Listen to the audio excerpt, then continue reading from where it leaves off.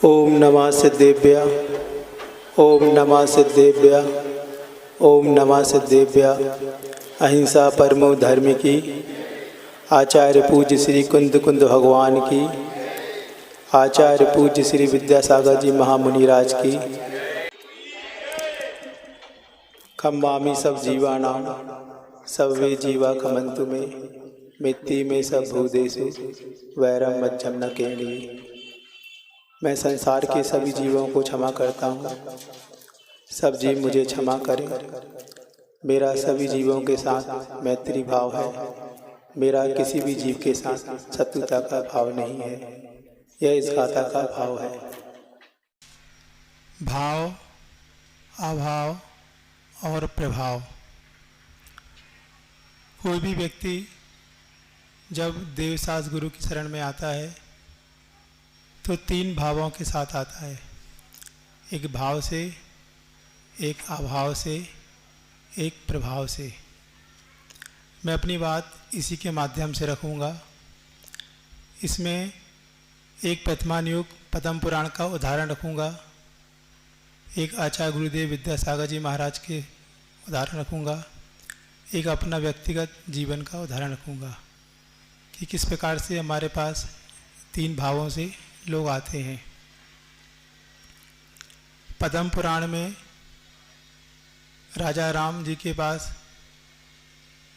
हनुमान जी का जो आना होता है वह भाव के द्वारा होता है। जब उनके पास आते हैं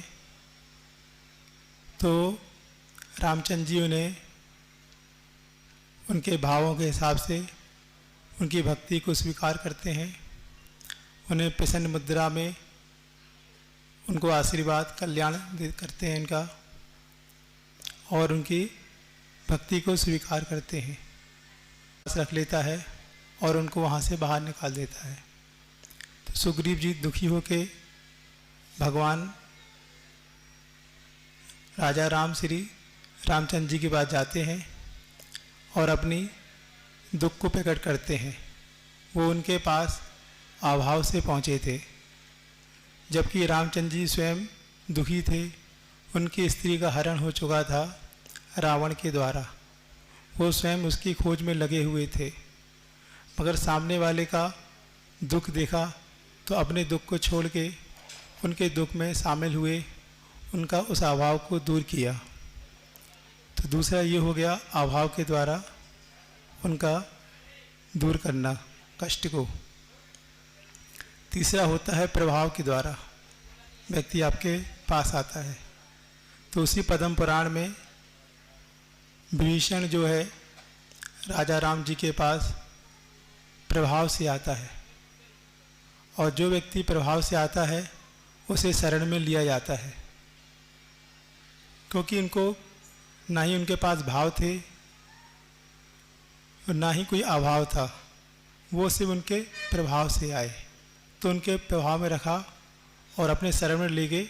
जब युद्ध हुआ और जब वो युद्ध को जीत गए तो उनको उनका राज विभीषण को दे दिया लंका का। तो ये हो गया भाव, अभाव और प्रभाव से जो व्यक्ति आता है उसके साथ किस प्रकार से व्यवहार किया जाता है।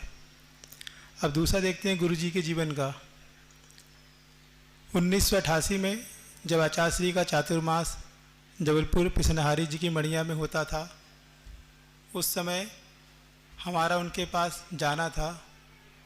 तो उस समय हम उनके पास से भाव से जाते थे, हमने कभी उनके दर्शन भी नहीं किए, सिर्फ वहाँ घूमते थे और बस वहाँ शाम को प्रवचन हुए, उसके बाद आम के वृक्ष के नीचे बैठे अपना नाश्ता पानी किया और वापस आ गए।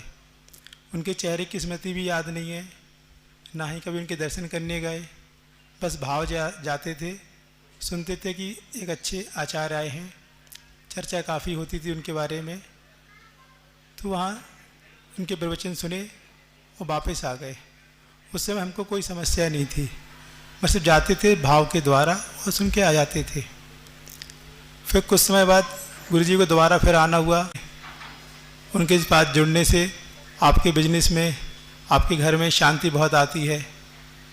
तो उस समय हालात बेहतर नहीं थे, उनके पास फिर जाना हुआ अब मैं उनके पास गया था अभाव के द्वारा। उन्होंने मुझे मेरी समस्याएं सुनी और अपने वचनों के द्वारा हमें संतुष्टि दी और उसमें मुझे सफलता भी मिली। तो जब मैं उनके पास अभाव के द्वारा गया था तो उन्होंने मेरे अभाव को दूर किया और अपना स्वाध्याय करते थे, उसको बीच में रोक देते थे और मेरा अभाव पहले ठीक करते थे। तो कुछ समय तक हमारा उनके पास सिर्फ अभाव के कारण जाना होता था।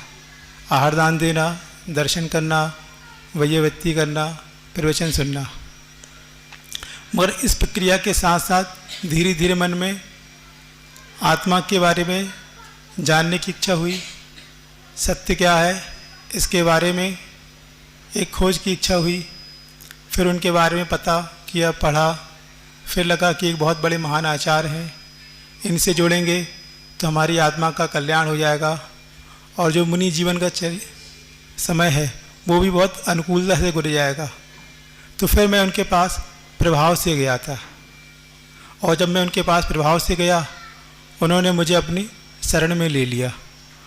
तो जो व्यक्ति प्रभाव से आता है उसको शरण दी जाती है और जो अभाव से आता है उसका अभाव दूर किया जाता है और जो भाव से आता है तो उसे प्रसन्न मुद्रा से अपनाया जाता है, उसका नमोस्तु स्वीकृत किया जाता है।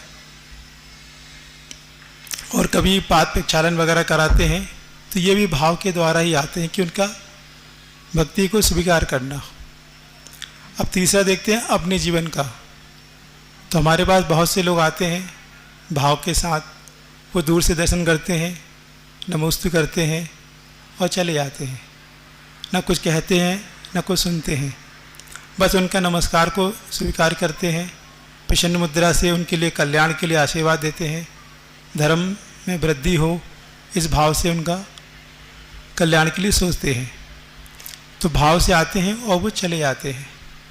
कुछ अपनी समस्याएं लेके आते हैं, वो अभाव से आते हैं। उस समय हम अपना कुछ कार्य करते रहते हैं, पढ़ते हैं या माला फेरते हैं या फिर किसी से बात करते रहते हैं, तो उसको उसमें रोक के उसका अभाव दूर करते हैं, क्योंकि उसकी कष्ट को ठीक करना हमारा पहला कर्तव्य है। ये हो गया भाव, अभाव और प्रभाव के द्वारा जो व्यक्ति आते हैं उनको किस तरीके से व्यवहार किया जाता है। अब इसमें अंत में मैं ये कहना चाहूँगा कि आप देवसाय गुरु के पास चाहे भाव से आएँ या अभाव से आएँ या प्रभाव से आएँ, तीनों से आएंगे तो आपको कुछ न कुछ यहाँ मिलेगा।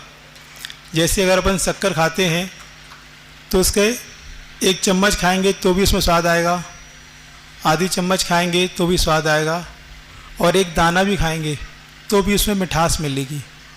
ऐसे हमारे यहाँ देवसास गुरु की शरण में जो भी आता है उसको कुछ ना कुछ तो फ़ायदा होता ही है, चाहे आप भाव से आएँ चाहे अभाव से, एक प्रभाव से।